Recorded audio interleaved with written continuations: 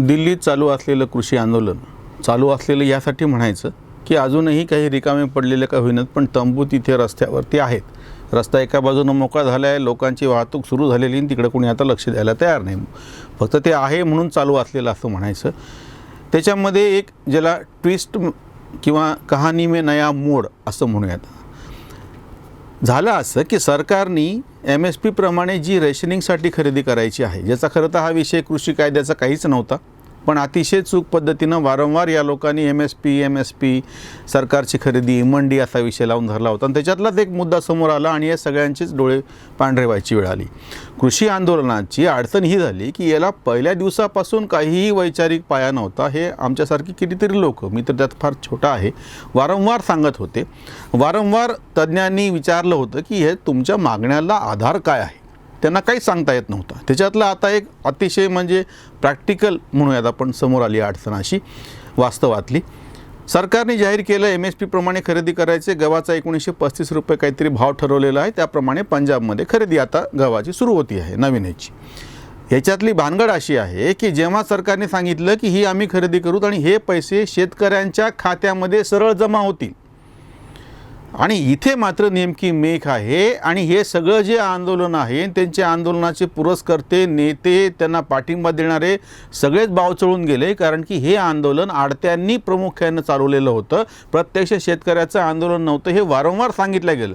सगळ्यांना वाटायचं की हे आंदोलन बदनाम करतायत, यांना अमुक म्हणतायत, तमुक म्हणतायत, खालिस्तानी म्हणतायत, बाकीचे काय परदेशी म्हणतायत असं म्हणत असताना हे आंदोलन, ही सगळी जी खरेदी शासकीय गव्हाची आणि तांदळाची होते रेशनिंगसाठी, ती आडत्यांच्या मार्फत होते. प्रत्यक्ष शेतकऱ्याला च्याकडून गहू खरेदी केल्या जात नाही, तांदूळ खरेदी केल्या जात नाही. आता सरकारने एक नवीन नियम असा केलेला होता की ह्या खरेदीचे पैसे शेतकऱ्याच्या खात्यात सरळ जातील, जी काय खरेदी करायची आहे. आणि हे जे करणारा जो आडत्या किंवा दलाल असेल त्यांनी त्याची ठरवून दिलेली जी रक्कम आहे 1.5-2% काहीतरी, ती शेतकऱ्यांकडून घ्यायची आहे. शेतकऱ्याकडून घ्यायची म्हणल्याच्या नंतर यांनी त्याला प्रचंड विरोध सुरू केला.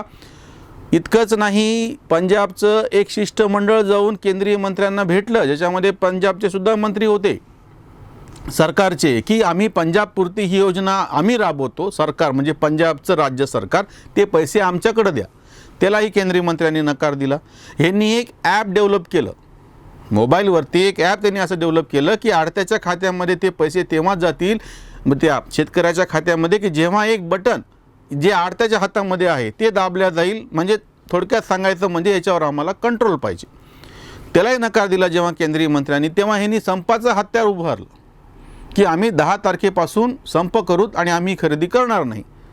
केंद्रीय मंत्र्यांनी सांगितले की हरकत नाही, तुम्ही संप करा, तुम्ही काही MSP प्रमाणे खरेदी करू नका, आम्ही बाकीच्या राज्यांमधूनही खरेदी करतो आणि आम्ही आमच्या रॅशनिंगच्या गव्हाची आणि तांदूळाची जी सोय करतो. आता यांचे परत डोळे पांढरे झाले, कारण की यांची अडचण आता अशी की त्याच्यामधलं पण एक खोटेपणा समोर आला. सुशांत सिन्हा म्हणून एक छान ब्लॉगर आहेत हिंदीमध्ये, त्यांनी ह्याच्यावरती एक छान ब्लॉग केलेला आहे, तुम्ही जरूर तो बघा. त्यांनी असं दाखवून दिलं, त्यांच्या ती बातमी आणि तो व्हिडिओसुद्धा, UPमधून किंवा काही त्याच्यातले बिहारमधून सुद्धा ह्यांनी गहू खरेदी करून ह्या आडत्यांनी पंजाबमध्ये आणला. त्याचे 44 ट्रक कसे पकडले आणि तो सगळा गहू पंजाबच्या शेतकऱ्याचा आहे आणि 1935 प्रमाणे आपण तो शासनाला देतो, असं सगळं ते नियोजन केलेलं होतं. आता याच्यामध्ये अडथळा काय आला, यापूर्वीसुद्धा असं व्हायचं की समजा पंजाबमधला गहू कुठल्या कारणानं तेवढ्या त्या किमतीला द्यायला तयार झाले किंवा नाही, तर हे त्याच्यापेक्षा स्वस्त किमतीनं गहू दुसरीकडून आणायचे आणि सरकारचा जो भाव आहे त्याप्रमाणे विकून, जसं आता सगळीकडेच भाव कोसळलेले आहेत, धान्याचे भाव जगभरात कोसळलेले आहेत, भारतातही कोसळलेले आहेत. अशा वेळी 1000, 1100, 1200 रुपयांनी तो गहू खरेदी करायचा आणि शासनाला 1935 रुपयांना विकायचा आणि दाखवताना हा गहू पंजाबच्या शेतकऱ्याचा दाखवायचा. असं एक रॅकेट आत्ताच उघडकीस आलं. असे 44 ट्रक पकडले आणि तेही ह्याच आंदोलन करणाऱ्या शेतकऱ्यांची, जे खरे शेतकरी आहेत त्याच्यातले जो भाग होता, गावागावात बसलेले, हे तर त्यांचे आडते आणि दलाल आणि बाकीचे लोक बसलेले होते, त्यांनी पकडून दिले की हे गहू कुठून आले, अजून आम्ही गहू दिलेलाच नाही आहे. तर पंजाबमध्ये हे आडती गहू खरेदी कुठून करायला लागलेत. आणि ह्याच्यात दुसरी अडचण त्यांना अशी आली की शासनाने जेव्हा सांगितलं की ही खरेदी होईल, केव्हा तो पैसा सरळ त्याच्या कोणाच्या खात्यात, कोणाकडून गहू खरेदी करणार आहे त्याचं ते आधार कार्डाने ते द्या आणि त्याच्यामध्ये खाते नंबर द्या, त्या खात्यामध्ये पैसे जमा होतील. सगळे हत्यारं म्हणजे काय बिनकामी ठरल्याच्या नंतर ह्यांनी शेवटचं एक हत्यार असं हाती घेतलं. त्यांनी शेतकऱ्याला आड घातली, तुझा आम्ही गहू घेतो, तुझ्या खात्यामध्ये पैसे येतील, पण आधी आम्हाला ब्लँक चेक लिहून दे, सही करून अंगठा लावून, जे काय त्याला हे करायचं. म्हणजे तडफड बघा किती आहे ते. ह्याला सपोर्ट करणारे, पाठिंबा देणारे डावे आत्तापर्यंत भाषा काय करत होते की आम्ही कसे लुटणाऱ्यांच्या विरोधामध्ये असतो आणि आम्ही कसं शोषितांच्या दलितांच्या बाजूनं असतो, किंवा भाजपसारख्या पक्षावर टीका करताना शेटजी भटजीचा पक्ष आहे असं डाव्यांची टीका असायची. आता हे सगळे डावे कृषी आंदोलनाच्या निमित्तानं दलालांच्या बाजूनं उभे राहिलेले आहेत, आडत्यांच्या बाजूनं उभे राहिलेले आहेत. आणि ह्या आडत्यांनी हे सगळं आंदोलन स्पॉन्सर केलेलं प्रायोजकत्व त्याला दिलेलं असल्यामुळे यांचा प्राण कंठाशी आलेला आहे की आता जर हे आडते बाजूला सरकला असतील, चिडणार असतील, तर आपलं हे आंदोलन जसं एरवी मरायला टेकलेलंच आहे, त्याच्यात काहीच उरणार नाही शिल्लक.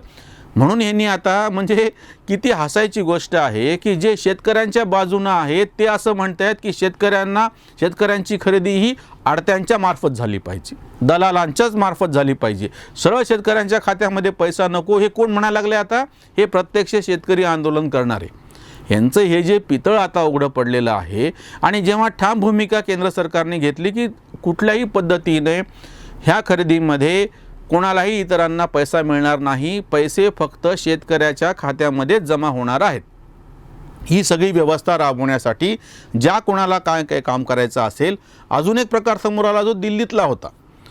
अरविंद केजरीवाल यांनी जेव्हा ह्या सगळ्या आडत्यांना पकडून जेव्हा अशी खरेदीला अडचण आल्यामुळे त्यांनी खरेदी बंद करायची व्यवस्था केली, तर त्याच वेळेस FCI फूड कॉर्पोरेशन ऑफ इंडियाची जी गोदामं आहेत त्यांनी असं सांगितलं की सरळ जरी शेतकरी आमच्याकडे आला तरी आम्ही आमच्या ह्याच्यामध्ये प्रिमायसेसमध्ये आमच्या परिसरामध्ये तो आल्याच्यानंतर आम्ही त्याचा गहू खरेदी करूत आणि त्याप्रमाणे त्याच्या खात्यामध्ये पैसा देऊ.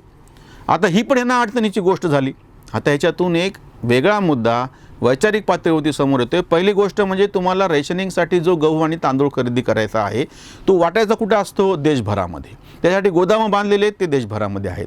मग एका ठिकाणी सगळी खरेदी करायची पंजाब आणि हरियाणामध्ये, जे पूर्णपणे भारताचा नकाशा पाहिला तर फार उत्तरेच्या टोकाला आहे. आणि मग तो गहू उरलेल्या सगळ्या भारतामध्ये, तो तांदूळ उरलेल्या सगळ्या भारतामध्ये वाटप करायचं. यापेक्षा ज्या ठिकाणी ही गोदामं आहेत त्याच ठिकाणी ती खरेदी करायची आणि त्याच ठिकाणी ते वाटप करायचं. म्हणजे ज्याला विकेंद्रीकरण म्हणूयात आपण सगळे, म्हणजे सगळीकडचा गहू तिथं येणार, त्याप्रमाणे खरेदी करणार आणि तिथून ते सगळं वितरित होणार. हे आटापिटा सांगितलं आहे कुणी? नेहरूंच्या काळामध्ये ही जी पद्धत रुजली होती की सगळे निर्णय काहीतरी दिल्लीमध्ये बसून घ्यायची. ह्यालाच समाजवादी नियोजनाची अर्थव्यवस्था म्हणतात नेहरू प्रणित.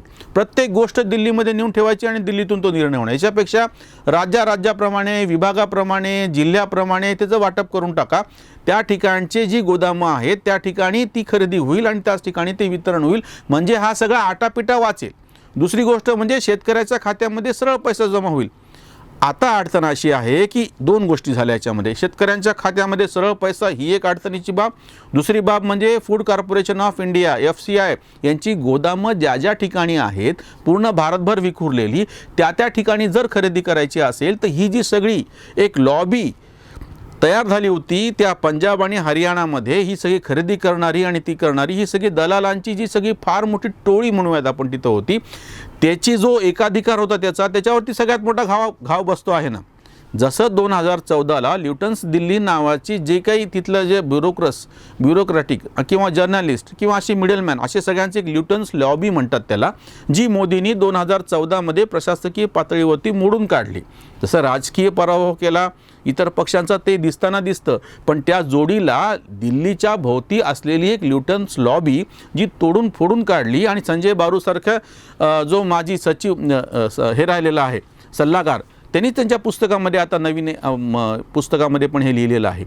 जशी ती लॉबी फोडून काढली तशीच आता ह्या फूड कॉर्पोरेशन ऑफ इंडियामध्ये देशभरातल्या रेशनिंगच्यासाठी खरेदी करणारी एक लॉबी पंजाबमध्ये तयार झाली होती, हरियाणामध्ये तयार झाली होती, उत्तर प्रदेशच्या तो पश्चिमी उत्तर प्रदेशच्या भागात तयार झाली होती. ही फोडून काढण्याचं काम या नवीन व्यवस्थेमध्ये केलं आहे आणि यातून यांचं पितळ उघडं पडलेलं आहे. त्या तर आंदोलनावरती एका अर्थाने सगळ्यात मोठा हा घात आहेच आहे, पण त्याहीपेक्षा ह्याला जे पाठिंबा देणारे तथाकथित सगळे विचारवंत होते ते आता गपचूप आहेत. जसं आपण यापूर्वी पण व्हिडिओ केला होता की डाळीच्या आयातीवरती हे गपचूप बसले, यांचं MSPचं पितळ उघडं पडलं, कारण की MSPची किंमत अतिशय कमी आहे आणि बाजारातली किंमत जास्त आहे. आता गव्हाच्या बाबतीत उलटं झालेलं आहे. देशभरामध्ये गहू हे जास्त प्रमाणात पिकलेला आहे, तांदूळ आहे, त्याची जी MSP प्रमाणे किंमत आहे ती जास्त आहे आणि देशभरामध्ये कमी किंमत खुल्या बाजारामध्ये आहे. मोठ्या प्रमाणामध्ये सरकार जिथं म्हणेल त्या ठिकाणी शेतकरी गहू आणून टाकायला तयार आहेत. अशा वेळी यांच्यासाठी जी खरेदी करणारी केंद्रीभूत व्यवस्था होती ती आता कोसळती आहे. नेहरू प्रणीत ही जी केंद्रीकरणाची प्रक्रिया चालत होती देशभरामध्ये इतक्या दिवसापासून, जी विशिष्ट लोकांना सोयीस्कर होती, तिच्यावरती घाला पडतो आहे. कृषी आंदोलनाच्या निमित्ताने पुढे आलेले जे मुद्दे होते, जे प्रत्यक्ष कृषी कायद्यातले नव्हते, MSP आणि त्याप्रमाणेची खरेदी, आता सरकारने शेतकऱ्यांच्या खात्यामध्ये सरळ पैसा द्यायचं म्हणल्याच्या नंतर शेतकऱ्याच्या खात्यात सरळ पैसा आणि आडत्या तडफडे कैसा अशी परिस्थिती आता होऊन बसली आहे.